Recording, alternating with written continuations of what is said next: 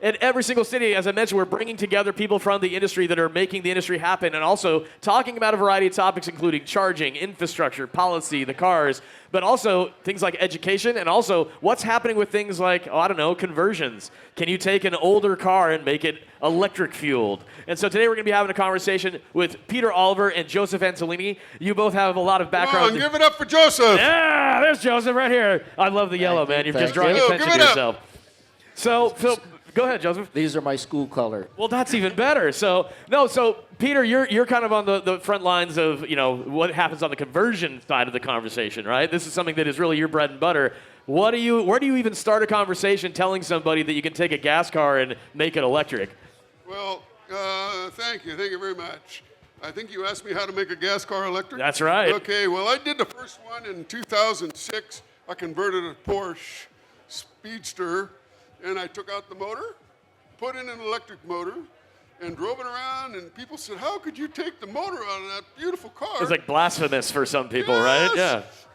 How can you? The sound is so good. And I said, well, I can actually hear the person next to me talking, and that's a big plus. There you go.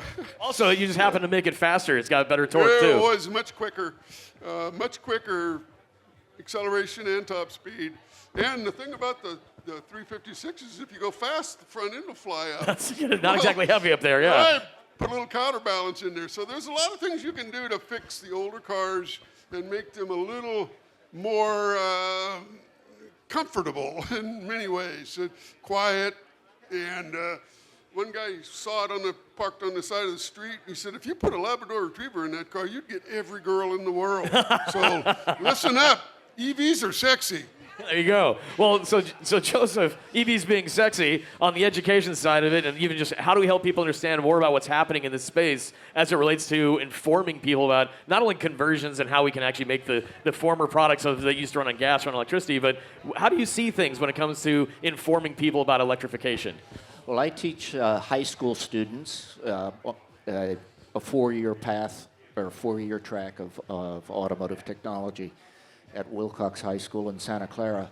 And one of the platforms that we use in our electrical systems engine performance class pairing is the Switch Glider. It's a 3-wheeled vehicle that the students assemble. Oh, so it's definition of hands-on, yeah. So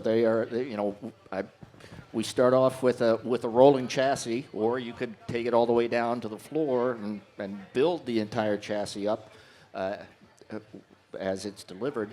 But our students then build the subcomponents, learn their function, learn how those components interact with each other, how the battery pack is assembled, the battery management system, the charging systems, all those components they get an understanding for, put that vehicle together, and they're doing the work. Well, it's the future of engineering for this industry. It really is. I fell asleep there. What? Yeah, but and the result is that I have a former student that is working for Ford EV was one of the engineers on the new Ford EV platform. That's amazing. Yeah, and thing that many people don't think about is that EV enthusiasts are very, very often car guys, right? The car people. Yeah. Like they have been growing up with the Mustangs and the Corvettes and the Camaros and whatnot, and Lamborghini. And have that myth of the car going fast being the best thing in the world. So obviously EVs are the fastest cars in the world, right? And absolutely. so when you think about some classic conversions, tell us a little bit about that, because lots of people are thinking about, okay, I would like an old Mustang or an old Camaro or whatnot. You brought up Chuck, you brought up a really good point, because cars are an emotional checkpoint. I remember the first car I had, the second car I had, the third, the fourth, the fifth, the 10th. But I only remember a couple of my girlfriends, so Wow.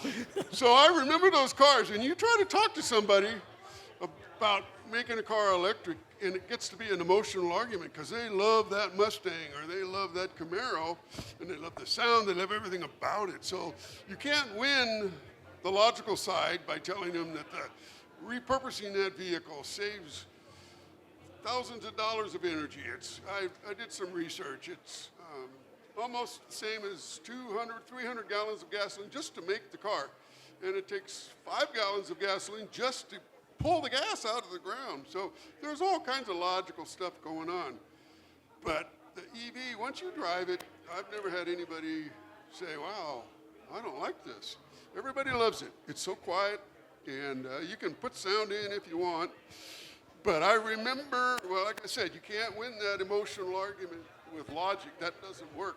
But you put them in the driver's seat, and it's a whole different ballgame. Well, you give them that hands-on experience to actually enjoy the powertrain, and what you're doing is giving them a hands-on experience on how the powertrain works. That's right. And it's really setting the stage for, I think, what we talked a little bit about yesterday, Dario, is that there's an opportunity for a lot of trade school and trade jobs that are going to be very necessary moving forward in the electrification space that oftentimes are never discussed. And these are going to be really important things moving forward for future careers. Well, when you think about the careers that are going to be tied to it, obviously solar farms, Sure, yeah. powered systems, and battery storage systems. So someone has to put those things together. Right, these aren't magically being put into the ground. Yeah, that's right. And then maintaining the charging stations. There's a whole career just in that. Oh yeah, there's a few companies dedicated to just the maintenance of charging. That's true. So all that you brought up a great point about emotion versus logic, and how do we get people to see things the way that we really want them to see it. And I agree with you 100%. You can't really convince somebody by explaining the ones and zeros and the benefits they don't really experience. So in all the conversions you've done over the years, you said that first one was that Porsche back in 2006. What's your favorite conversion you've done, being that you've said you got a lot of favorite cars over the years and can't remember all the dates you had, but what's that favorite conversion you've done? Yeah, that's a tough one. If you walk down there, there's a 35 Ford pickup truck. Okay. And if you walk by that, it's a beautiful, beautiful car. But the Porsche was my favorite of all of them. It was the first one, and it got a lot of attention, and it really kicked my enthusiasm off.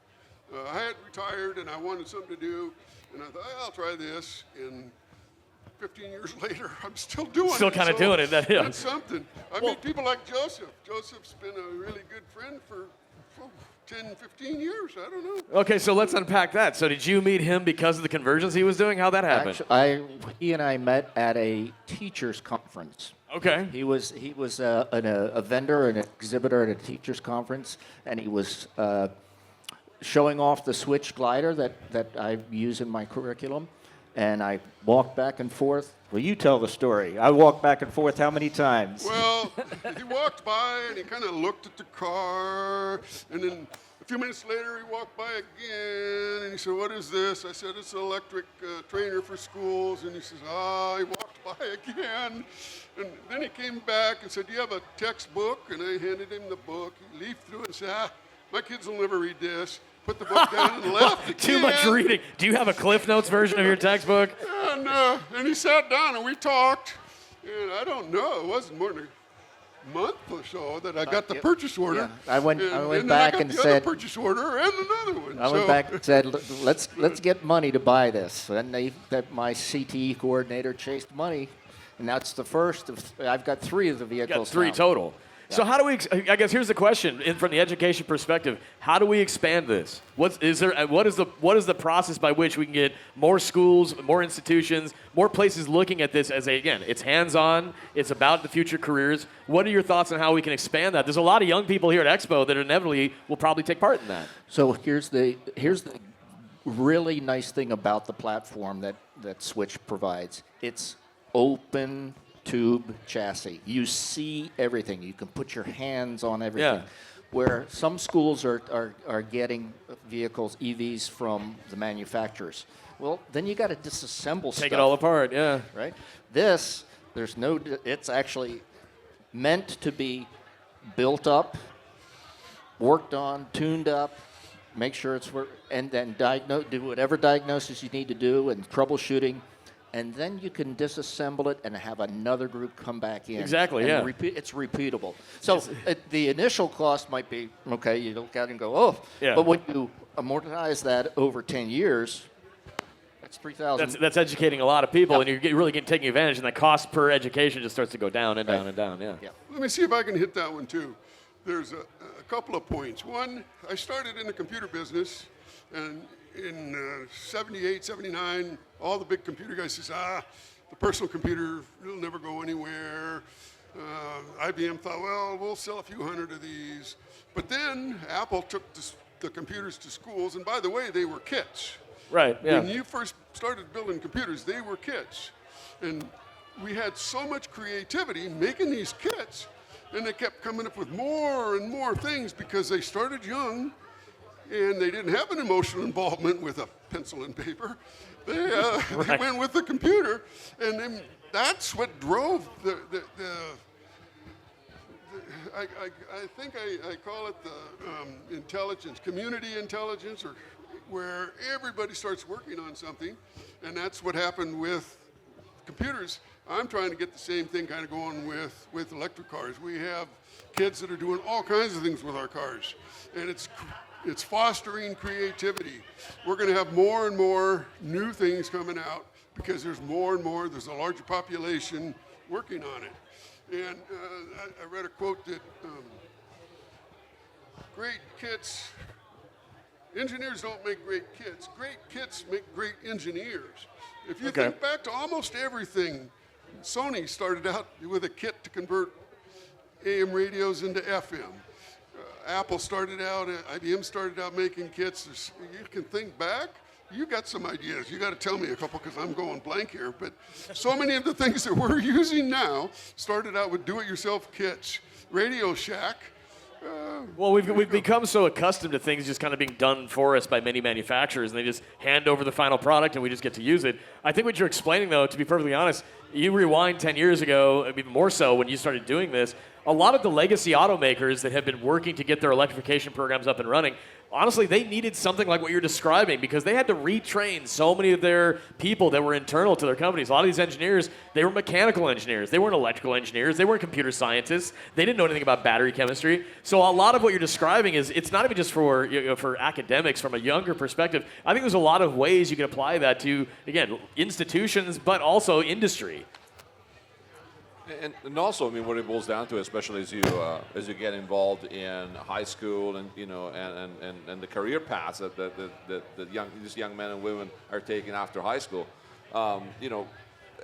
even beyond that, the idea of overall EV adoption. I mean, how many of your students do you think will actually own an EV as their first or second car, as they are able to actually buy their own vehicles? I don't know if they're going to buy the families are going to be, and the kids are going to be driving mom and dad's hand-me-down EV. But if you think if they had, okay, here's, however much money, like go buy your first vehicle, do you think they will go buy an internal combustion engine car, or they'll buy an EV? We're getting to, it's a little ways out for that tipping point. Yeah, the price is still probably prohibitive in some ways. I mean, you could get an older Nissan Leaf or something like that for maybe cheap. But I think, to your point, Dario, is you're setting the stage for them to look at it from an engineering perspective and say, why would I ever spend a nickel on something that is worse? Well, that's true. The other thing is that introducing students at the high school level then sets them up. We have relationships with the community colleges that can continue that, whether they do a Honda or Ford or Chevy. They're all moving to EVs, an EV platform. So if a student is coming out of a program with that understanding, that gives them a step up to other peers in their group that would not have been exposed Real to that. competitive advantage when you go and apply for a job one day and they say, well, what did you do to set yourself up for this opportunity? It's not just I went to school. It's I was hands-on with a lot of this from a young age, and they've been working through understanding engineering for a long time. So, and each manufacturer is going to then run them through their own particular training that they want them to have, but just having that as in their back pocket. That's a great advantage. So kind of rounding things out for the conversation, again, appreciate you guys coming to the show today, telling us the history and backstory about how you met, what you're working on. So for those who want to find out information, Peter, for example, for the Switch platform, how do they find out about it from you? How do people find out about the Switch platform? Well, you can walk down to the booth, but we have a pretty nice webpage, switchlab.com. Okay. And our switchvehicles.com. and you'll find out quite a bit about it. And I was thinking about I'm sorry I'm stumbling here a bit, but I was thinking about all of the other things that are coming along with the development of the electric car. I put in the address here in my car in Sebastopol, and it just took me right here. Not self-driving, but I knew exactly where I was going. Yeah. It kept me in the lanes, and that's just going to develop more and more. And from a parental standpoint, that's pretty good. I can program that car to go where I want it to go and not go where I don't want it to go. I can program my kid's car not to. Every time I drive my car, there's a light on the dash, and it says speed limit's 55. You're going 70. That is some Big Brother stuff that I didn't happen when I got my license. So it won't be too long till I can say just follow this. There's so much development going on, and you can do that with gas cars, but the creativity that's developed the electric car is moving into these other industries as well. Yep. Airplanes. Yeah, They're making electric airplanes. Yeah, electric We've got examples of them here at the show as well. Yeah, so electric airplanes. So EVs are, the data is showing in the California market, the EVs are, there's a much higher adoption rate than the other states. Places like North Dakota. Well, we got some. These are some cultural hurdles we got to come over for. We have cars in North Dakota. We have cars in South Dakota, That's good. Wyoming, But and Montana. Get with the program. That's right. But the adoption rate there, because of the constraints of weather, Well, there's still that anxiety for Yeah. is my EV actually gonna function in those environments? You bring up a great point. And again, 8 cities for Electrify Expo this year. When it first started out 5 years ago, it was only 3 cities for Electrify Expo. I'm not sure how soon it's going to be, the Bismarck Electrify Expo.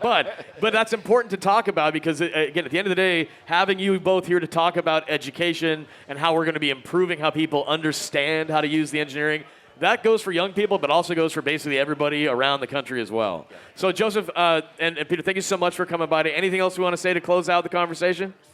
Just that I know that my students have benefited from the Switch program, and I'm actually looking forward to doing another project with Switch. I've got a Ford Ranchero in the shop yard that is primed for a conversion. All right. Well, again, you guys have an example of one of your vehicles here at the show. It's that 35 Ford that's down the way. Is that right? Yeah, we also have a Lotus 7, which is a car that was developed in the early 70s, and it's a really pretty cool. It was developed for autocross and racing, and we just built one electric. That's pretty fun. And the Lotus is down there as well? Yeah, it's in there as well. Yep. Yeah. All right, so Dario, here's what's going to happen. You and I are going to just take a pause and go do a hot lap in the Lotus. We're gonna go straight to the launch pad.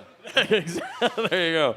Well, both of you, again, Joseph, Peter, thank you so much for coming by, being a part of the expo today, sharing your expertise and your knowledge. This is the EV Reality Check booth. It is powered by GreenCars.com. If you want to check out more of what we're talking about from Switch Labs, head down through the main corridor here. Is it down on the right-hand side? Right-hand side.